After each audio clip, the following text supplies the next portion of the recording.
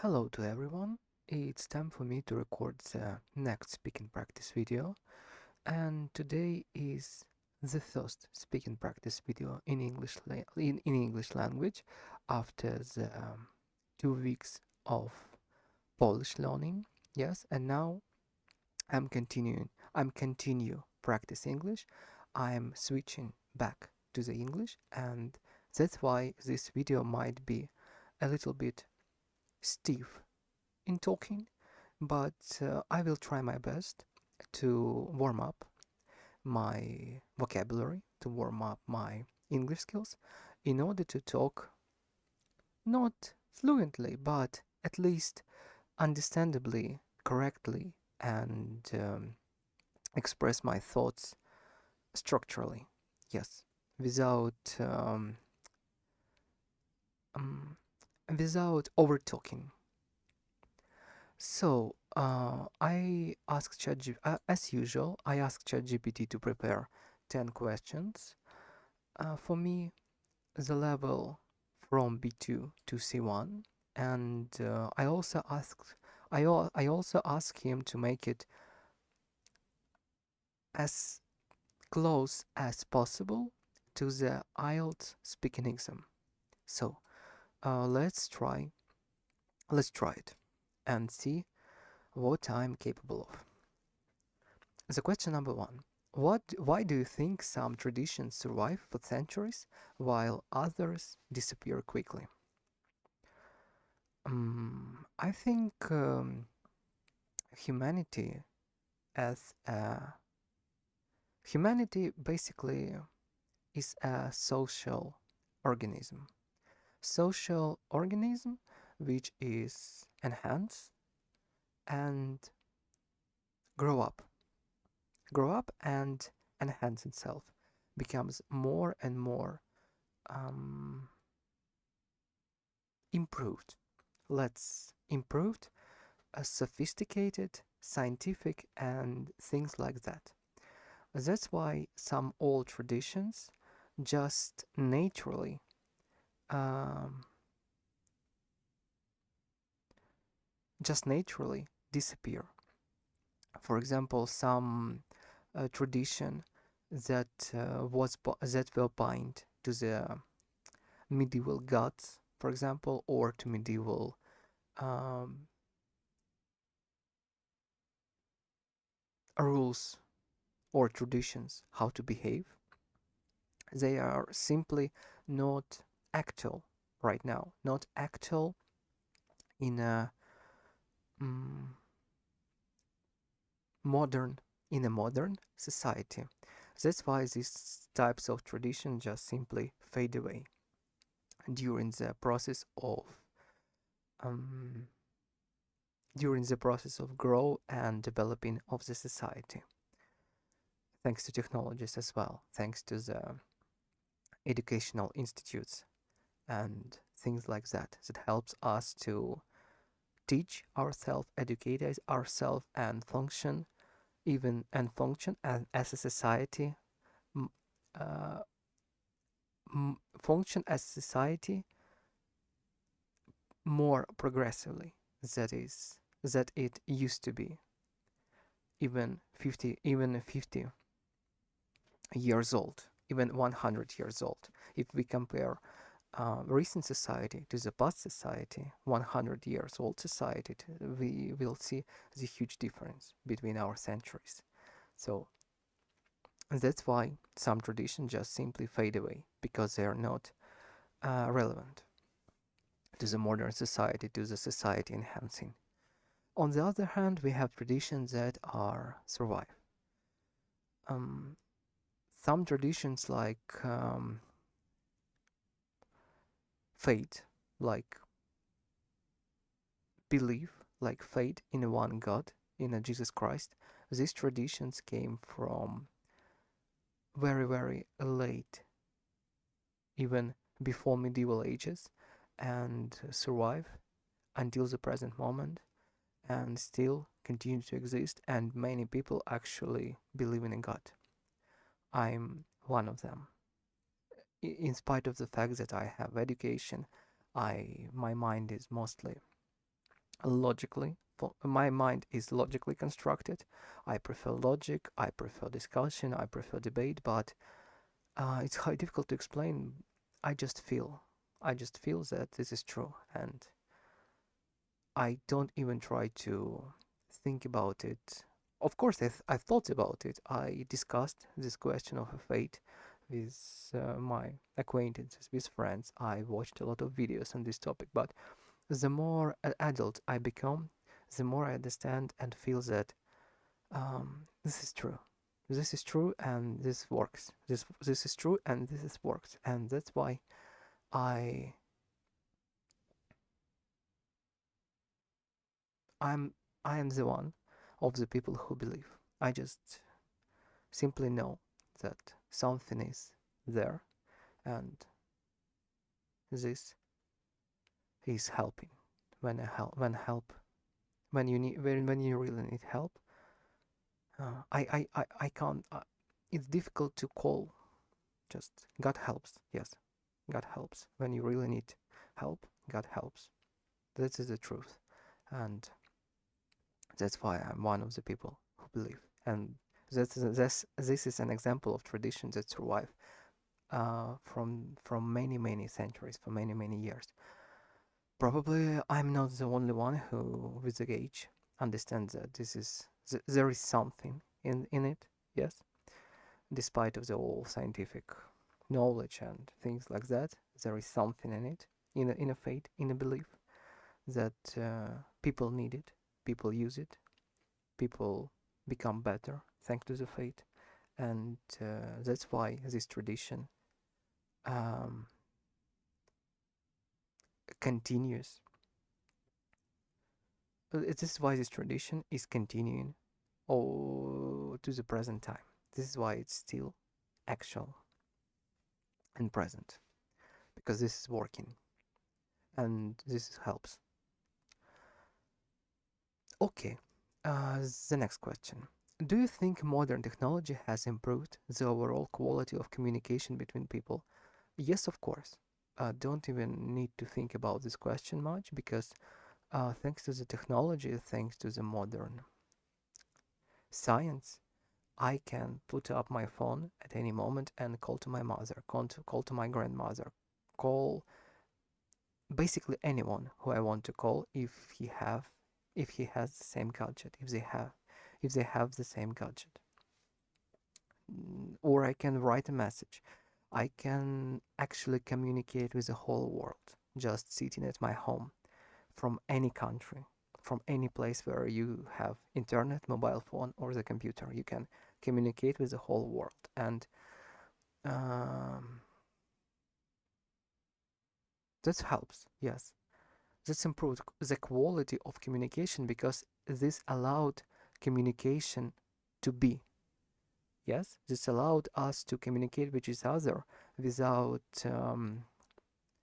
without how to say it, without a real, not real, without connection, without seeing each other in reality. Yes, for example, as I said, I can talk with a person from any place in the world, from any country, just sitting at my home, thanks to the internet and the computer. It just made our communication possible. Yes, we are not even talking about the quality of this communication. It just made it possible.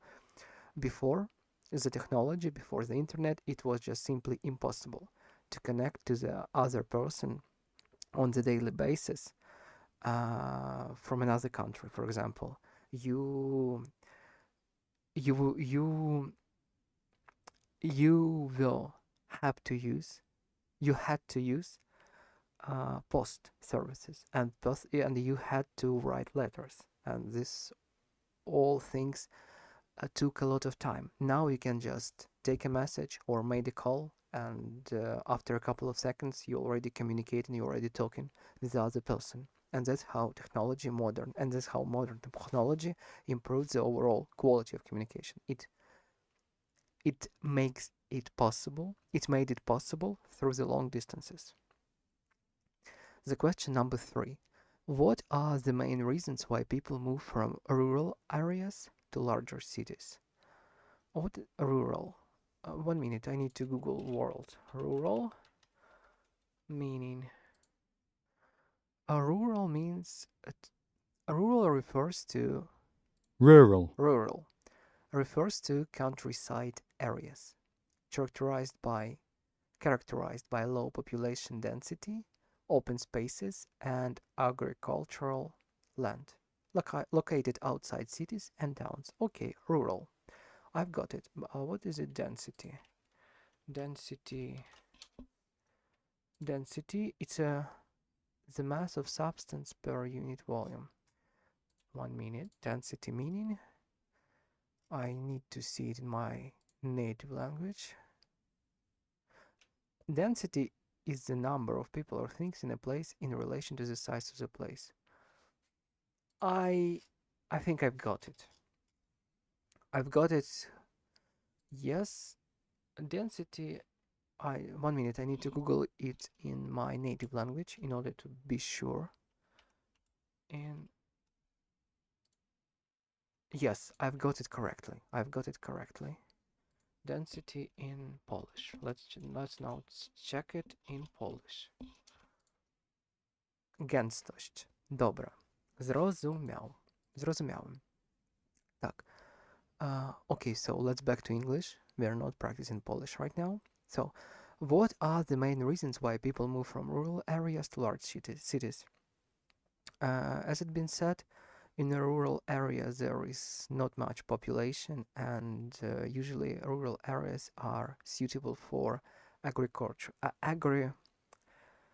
agricultural, agricultural.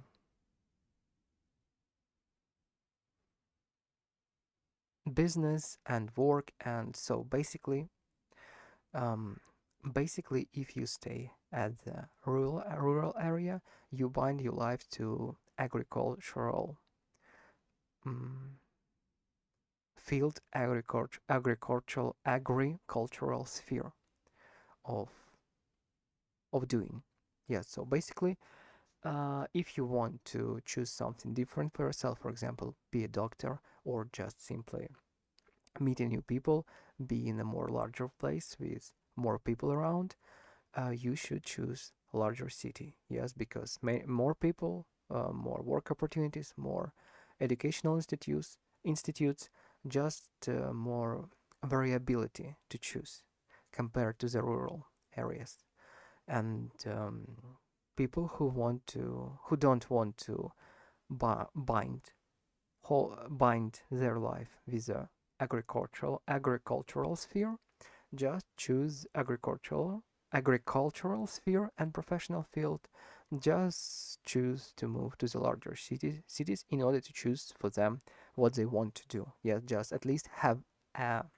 at least have more options to choose from. Yes, this is one of the reasons. The reason actually might be many. I mean, as I said, different professions, different work orientation, just simple desire to be in a more large place with a more people, with a better infrastructure, and things like that. I think in general, young people are more interested to move to larger cities because for them it is much more interesting that the rural areas that they already that which they already knew very well. So basically, for young people, it's just choice of interest, much choice of opportunities and choice of interests. Yes, this is my opinion on this question. The question number 4? How might education system How might education systems need to change in the future? How might education systems need to change in the future? I think education systems need to change. And before I answer how, I want to say that education systems, at least in my country, um, need to change need to change drastically in a better way, similar to the Europe system, similar to more enhanced, more uh, yes, more enhanced countries, socially enhanced, socially more improved countries.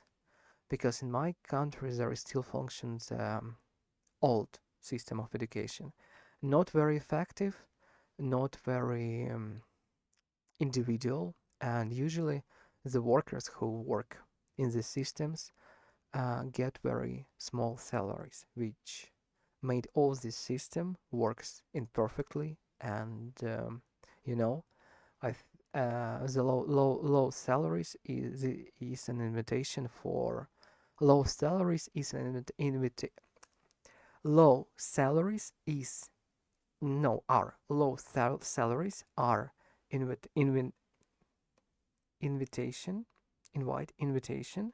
Low salaries are invitation for the corruption and low quality services, low quality professionals and corruption. And that's exactly what is happening in place where I'm from.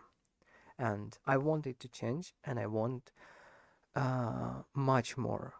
And I want education system in my in country where I'm from, in my country, not my per se, but in the country where I'm from, enhance and become better, um,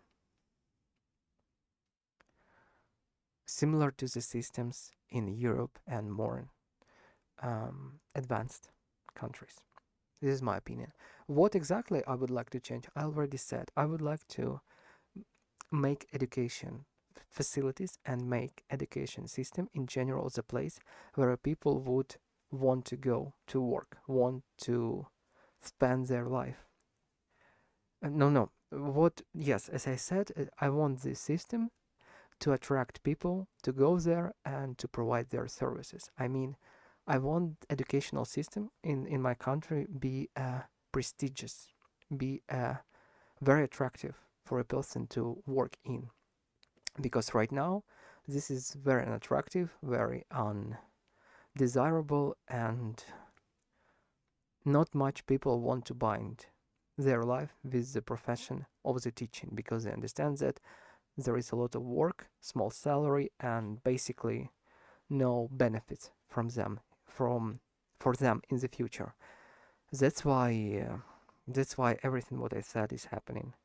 Low quality professionals, low motivated professionals, and corruption. And you could imagine the educational system is the system that educate children, educate teenagers, educate uh, young adults, yes, from 21 and higher in the universities. And all this system not works poorly, and this creates the unmotivated people, the people who don't know, the people who after education don't know what to do with their life. Because if you choose the road, if you choose just go to the job according to your professions that you get, you will have the lowest salary possible for you. Any other worker on any other regular job would make more money than you after 5 years of education. So, especially in education system, yes, if we're talking about teaching in schools. So basically, I didn't see a point for myself. I mean, by for myself because I finished educational facility for a school teacher, and after I finished my university, I simply never go to work by my profession because I just simply didn't see perspectives. I just simply didn't see upsides of this choice, only downsides of this choice. So I get an education and simply start learning again, start learning more,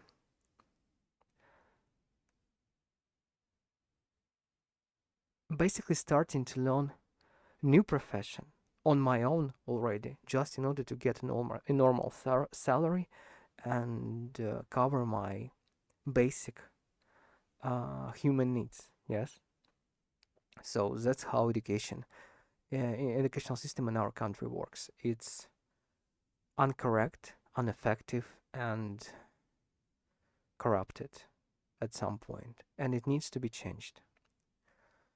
How changed? Make it more attractive, make it prestigious, make give the people good salaries. Yes, for their job, in order to attract new, in order to attract new people to the system, in order to attract students to educate themselves for educational professions. Just in order to just in order to make all the things works. Yes, good salaries, good opportunities. People are interested in this profession. People are coming there. There is also already there is also already a competition for a workplace because good salaries attracts people, and there is competition. People want to do their job better. People want to be better in order to just to get this good salary, and it's just by itself creates competition, and good salary just by itself creates environment for the growth of this system. So this is my opinion on this matter.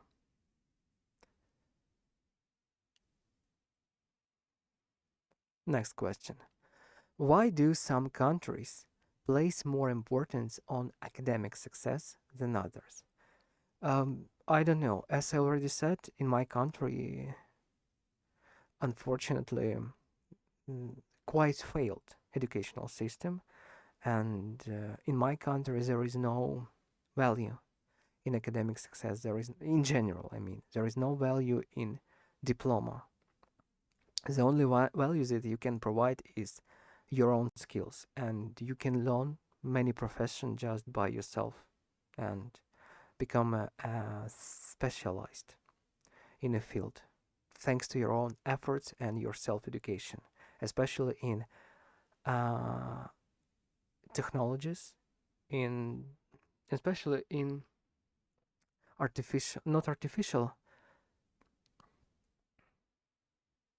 especially in computer technologies. Yes, right now, and I am one of the and I'm the example of the person who finished academic education, and after that just get my diploma, stored it in a cupboard, stored it in a cupboard, and start educating myself again. But sorry, and start educating myself again, and started educating myself again, but in a direction of normal profession, the professions that not normal actually, but in direction of the professions that will bring at least adequate money in the future. So basically, there were no point for me to get an academic education. Just was time spending. If I if I if I did knew if I knew when I was if when I was young, if I knew on which things I need to spend time, I wouldn't even consider to go to university. Yes, this is the hard truth. Okay, but that was as it wasn't about the question. The question was, why do some countries place more importance on academic success than others? I really don't know. The only experience that I have is I could call it negative because as I said, as I explained, academical education didn't give me nothing. Yes, I just simply never used it in my life. So I don't know. I don't know what to say on this topic. Probably in other countries, academic education really matters, and people get good jobs for after finishing their education, after getting the diploma, after defending the diploma, they get a really good job opportunities and good salaries. I don't know, not from my experience, so I just simply be um, can't be how to say it, based probably.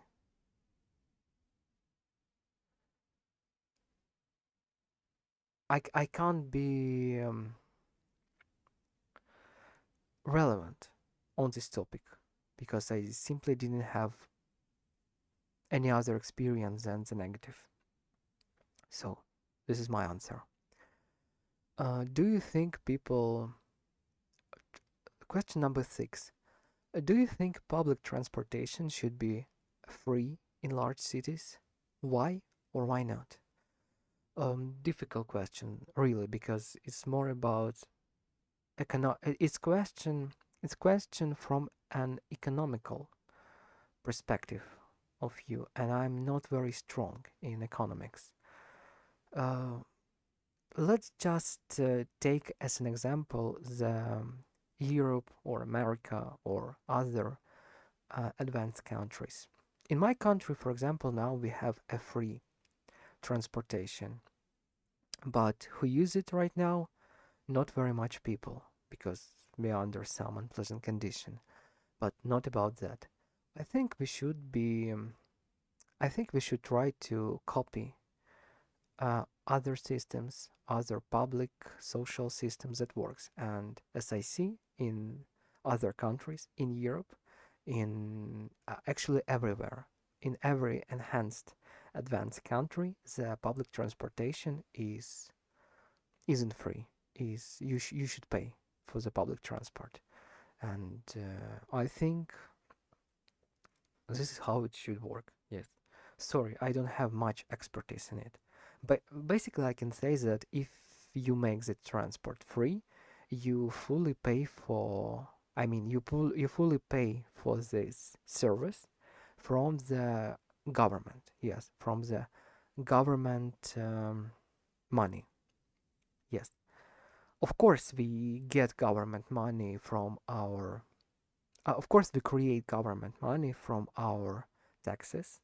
Yes, so basically we are already paying for the public transport service, but probably uh, making it function from individual payment, not from taxes money, not from government money, helps to regulate uh, economical system better. Yes, probably makes makes economical system better and helps regulate it better when we pay for the transport for the service from our own money for our own money. Probably it helps to generate enough amount of money for this service to maintain it on the highest level possible, probably even make it profitable things to do for the government. And that's why I think we should pay. And in modern countries, we usually there is usually some adequate prices for public transporting, very adequate prices, not much. And I don't think it's a problem for the regular citizen to pay for the public transportation. So that is my opinion. Yes, I think on my unprofessional level of thinking that this is absolutely okay and no and doesn't need to be changed. We just the citizens are just helping to the city regulate itself better, help the economics, and help the transport services just to maintain itself. That is my opinion. The next question. How has the concept of privacy changed in recent years? Before I start answering the next question, uh, okay, we can compare. Yes. In my in a country where I'm from, sorry for this comparison. This is not very pleasant things to talk actually, and probably even hear. But no, I don't want to talk. I think the paying for the public transport is better if it helps the economical situation and helps the service to become better and better. Yes, this is a good thing to pay for public transport. under this in this under these conditions. If it's just only consumes money, if there is a lot of corruption and you simply paying money for the transport, for the public transport, but money simply stolen from the structure, and the structure it doesn't improve at all, only becomes worse and worse because nobody maintain the quality of public transportation. So in this case, everything is actually bad. Doesn't matter pay you or doesn't pay, doesn't matter is free or not free. The quality is poor still. In this case, if there is a lot of corruption in a public transportation services, it might be even better not to pay for this, to make it free. Because if you would pay for this, there is no point in it. Yeah, this money gonna be stolen. Yes, that's my opinion. If everything is adequate, it is better to pay for the public transportation. Sorry for quite a long answer on this question. I've been thinking a lot about what I'm going to say, and it's not always easy to build a proper sentence in my head before talking, and I'm not really want to say everything negative. Yes, to I don't want to bring negative pains, negative mood to this speaking practice video, so I'm trying to choose my words correctly from um, uh, from grammatical view and from positive thinking view. Yeah. Okay, let's move to the next question. How has the concept of privacy changed in recent years? Concept of privacy? I think concept of privacy always existed at some measurement, yes, at some level, but not always it was so high as now in a modern society. For example, 100 years ago, you might be very easy deprived from your from the things that you owe, from your home, from your private belongings, just by the law or the decision of the government. Very easy, with no explanation, with no reasons, as it will in USSR. Yes, all your private belongings or your private uh, all your private yes, let's say belongings simply came to the government. Yes, you had everything, and at the moment you had nothing. That was that how it was. Now you have uh, 1 minute.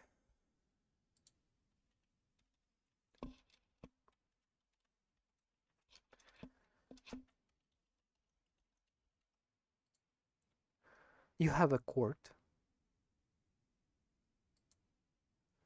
Now you have a court. Now you have rights. Now you have much more protection and privacy protection from the government than it used to be.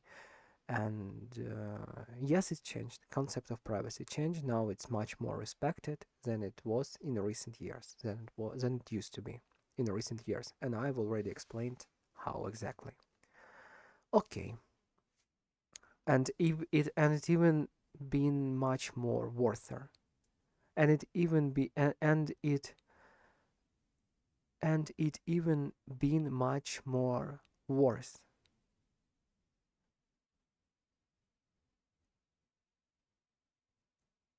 and it even was much more worse in Middle Ages, when you might have been just simply robbed by someone in your house and even killed. Yes, that's how medieval ages worked.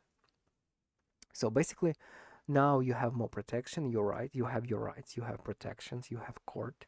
You have government is protecting your belongings. It's protecting your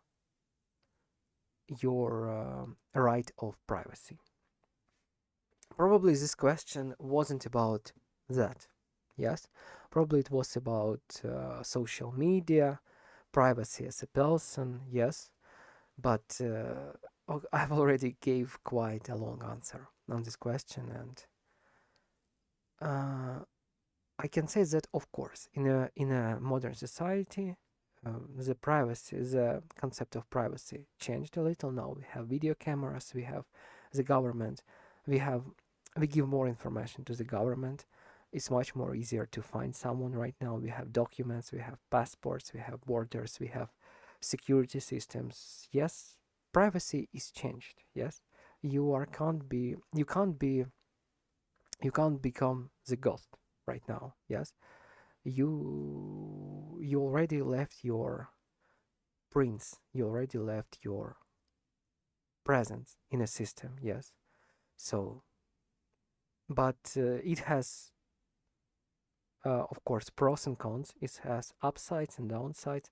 Upsides that it brings more, um I could say, security to the society. Downside is that, on the other hand, it makes your personal information less secure. Yes, because it's everywhere. And this is actually my answer. Yes, pros and cons. Difficult to say. Has downsides and upsides. The next question: what are the advantages and disadvantages of living in a highly competitive society? Oh, very good question. Very good question. Very good question. Unfortunately, I'm already a little bit tired of speaking in English because the questions are complicated and require and to think about them, and that is why I feel now a little mental fatigue. But it's okay. I will get to the end of this exercise and I will answer all questions. So let's read the question again. What are the advantages and disadvantages of living in a highly competitive society? Disadvantages is this is a toxic society for a person, yes. Of course, it stimulates you for self-improving, it stimulates you for becoming more and more, but on the other hand, constant comparison to the other people, constant comparison of resources, of achievement, of your social position, and it brings you, of course it helps you to improve, but on the other hand, this constant comparison to the other people makes you feel yourself less, makes you unhappy, because there will be always someone who is better than you, there will be always someone who did more than you, always someone who have more than you, simply by chance, hard work, or help from someone else. Yes, this is actually a question that we already discussed in the speaking practice videos, that there is no point in compare yourself to the other people, because we all have different circumstances, we all have different characters, different abilities, and life is different for each of life is different for different families, different friends. Life is different for any of us, for all of us, and for any of us. So there is no point in compare yourself to other person. It makes you only unhappy. The best way to deal with it, sorry for talking about it, but very fast. The best way to deal with it is to compare yourself to your old self, just simply by um, paying attention and marking your own progress compared to your old self, and that exactly will bring you the feeling of self-improvement, the feeling of growth, and the feeling of enhancing that is very needed in order to feel yourself fulfilled and happy in life, or at least have the movement in the proper direction if you have a direction and a goal. But not about that. What I think I already answered. The advantages is that highly competitive society motivates you just by default to work on yourself, to compare with other people, and to become better. The disadvantage is this never end. The disadvantage is um, the disadvantage is is that that it is never ending process. you never be better than all people that you compete with. You never will be better than all of them. It's an endless circle of competition that makes you unhappy, makes you question your own results, and makes you just simply feel unfulfilled, and brings exhaustion, and anxiety and burnout to your life. So basically, you progress, but you feel yourself unhappy. This is advantages and disadvantages. Much more better choice be in a normal society. Of course, compete with other people, but in a normal way. Yes, in adequate way. Go for the competition, for example, or compete with your colleagues, but not in a toxic way. In a way, just to in not in a toxic way, not in order to beat them completely and to prove something to them, but rather to improve yourself and keep up with other people. Yes, other professionals, other colleagues, just to keep up with them in order to not only improve yourself, but improve in a team, improve in as a whole, not as an individual. Improve as a whole. In this way, it will work much more healthier when you will thinking not only on yourself but about other people and how to make and how to help them and how to make their life also better thanks to your own development. And in exchange, I think they will, if they are smart, yes, and intellectual and good-hearted, they will do the same to you. They will be feel that they will feel that healthy energy of development from you, not toxic one, and they will want to pay you back with the same positive things. They will start keeping developing themselves, keeping attention to themselves, and try to make your life better by their own improvement.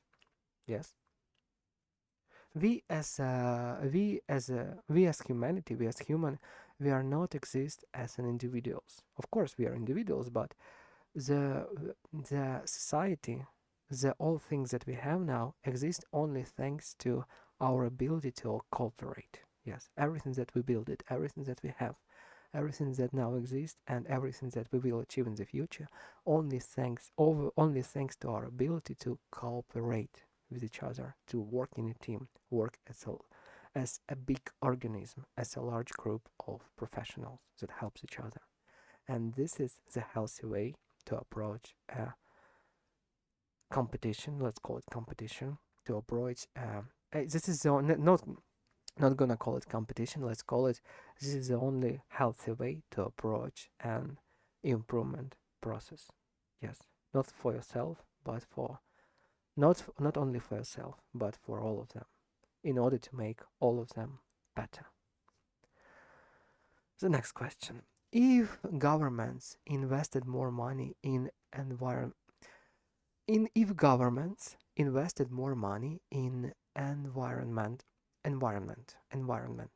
if governments invested more money in environmental protection, what long-term effects might that have? Difficult question to say. Of course, it's always good thing to care about the nature, care about the environment, but it's difficult to say what to do because as a human beings, as a society, we have our own needs.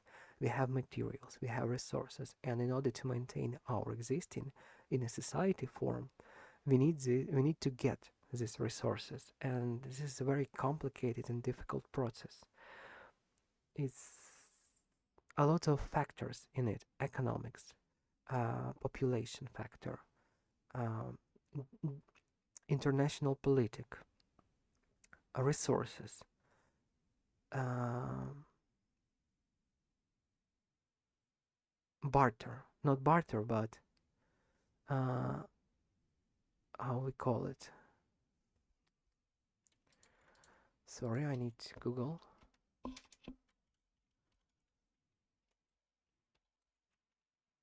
Uh, Trade, yes, international trade, trade between countries.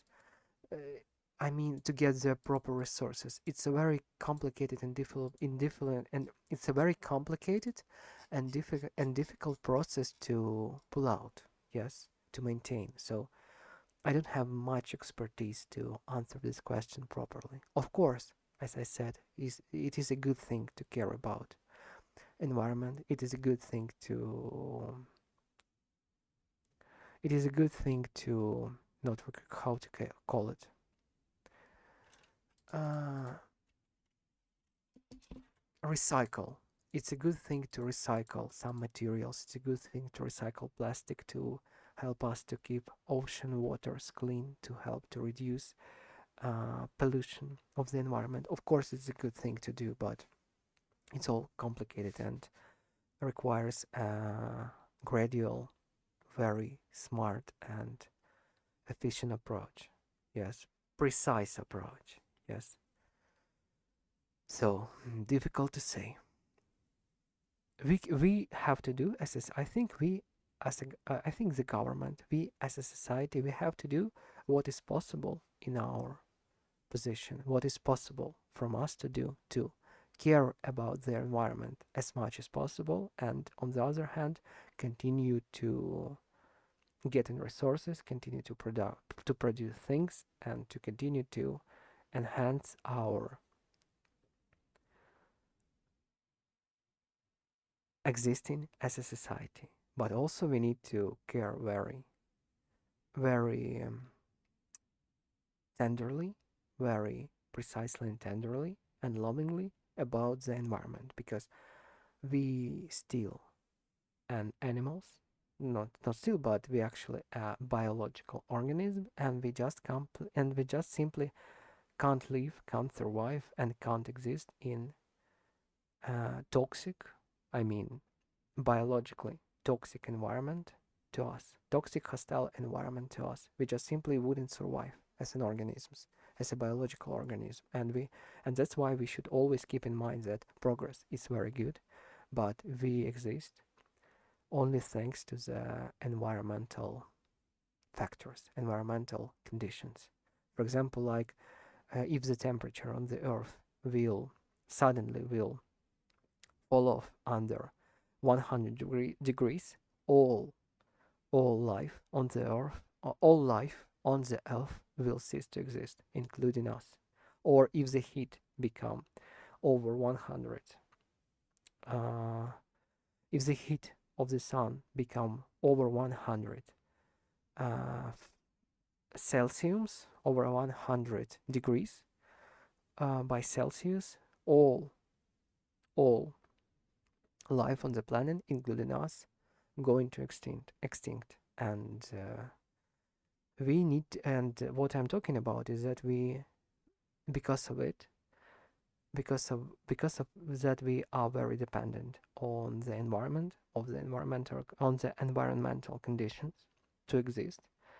We should to be very careful when we meddle with them by our progress, by our technologies, by our um, manufacturers, and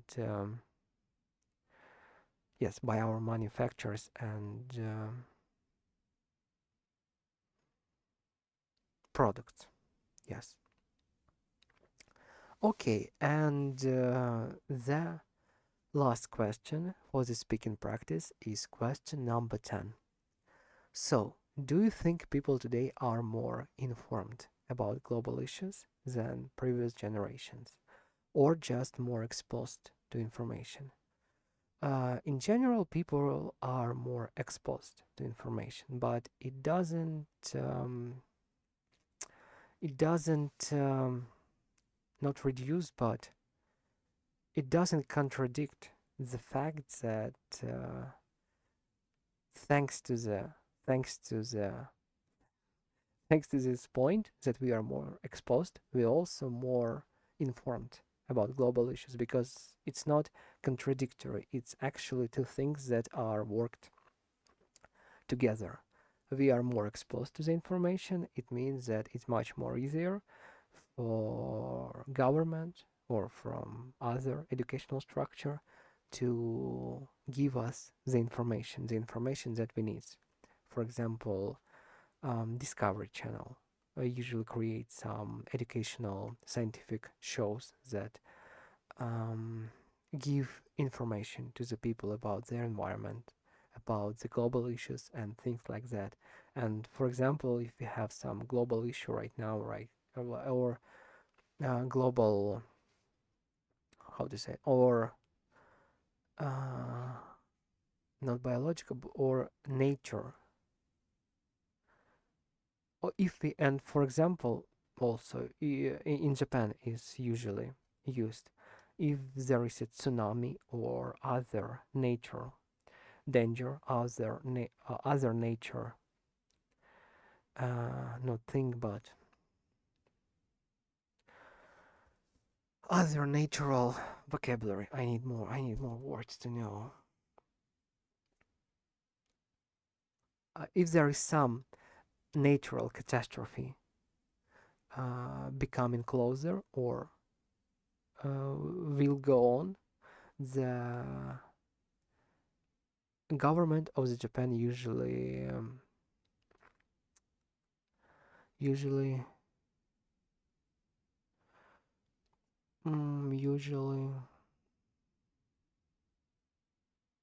reassure not usually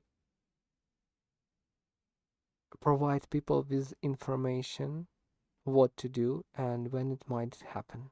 Yes, so basically, the fact that we are more exposed to information makes it easier for the it makes easier for information to get to us because we are more exposed to it because there is technology that help us to communicate with each other. Yes, there is news, there is TVs, there is mobile phones, there is everything. This is my answer. But because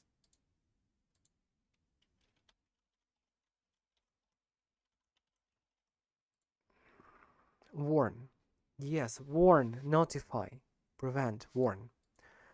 How could I forget this word? Usually, Japanese government warn their citizens about coming natural disaster or natural disaster or natural uh,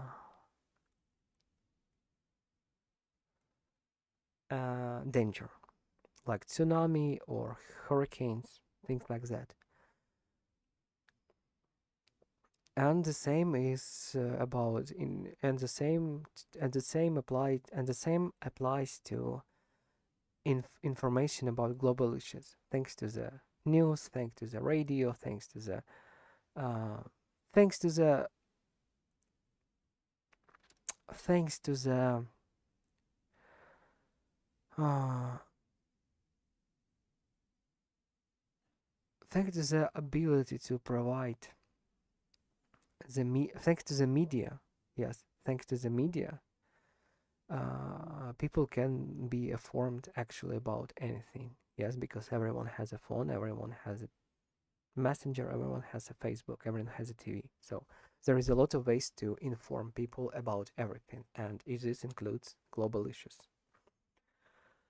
And yes, nowadays people are more informed, educated, and uh, than previous generation because we have access to any information thanks to the technologies and internet. That was my answer, and it was quite a speaking practice, I could say. I've been talking for 54 minutes today. It's a good result, I think. I'm not sure that all my questions was. I think I answered all questions correctly, but not answers was very fluent. Yes. Sometimes I've been forgetting the words. Sometimes I've been looking for substitution for what I wanted to say because I simply didn't have enough vocabulary to express clearly what I think. Yes, things like that. And sometimes I use too much unnecessary words. Yes, filler words. But I've tried my best. I've been trying my best. I've been trying to keep attention to what I'm saying and to provide um, structurized answers on the questions. And I think I did as good as I can. And the only way to become better, the only way to improve my skills is to continue record this speaking practice video and simply continue answering the question and continue using English language as a tool, continue speaking and thinking in English language. So basically this is all for today. Thank you for watching and see you in the next speaking practice video. Goodbye for today. See you tomorrow.